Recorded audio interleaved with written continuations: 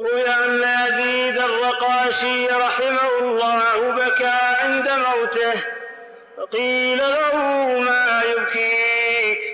فقال: أبكي على ما يفوتني من قيام الليل، لأن ربنا تبارك وتعالى ينزل كل ليلة إلى السماء الدنيا فيقول: من يدعوني فأستجيب له، من يسألني فأعطيه، من يستغفرني فأغفر له. وأبكي على ما يفوتني من صيام النهار، لأن الله سبحانه وتعالى قال: الصوم لي وأنا أجزي به.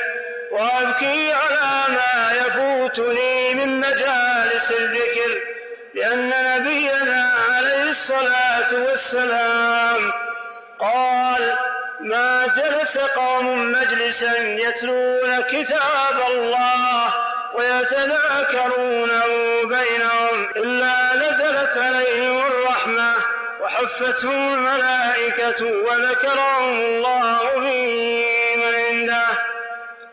يا إخواني، ابسطوا الأيدي إلى المولى بالذل والضراعة، وتضرعوا بالذل والانكسار في هذه الساعة، ونادوا: يا من لا تضر المعصية ولا تنفع الطاعة، نسألك أن تبدل منا الفساد بالصلاح والخسران بالأرباح، وأن تعاملنا بالعفو والسماح.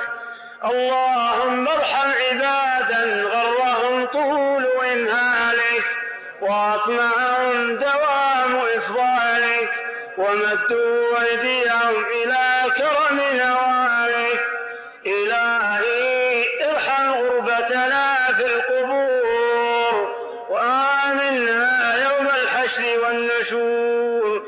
إلهي وفقنا لما يرضيك، وجنبنا معاصيك، واجعلنا من عبادك المفلحين. واغفر اللهم لنا ولوالدينا ولجميع المسلمين الأحياء منهم والميتين برحمتك يا أرحم الراحمين. وصلى الله وسلم على نبينا محمد وعلى آله وصحبه أجمعين.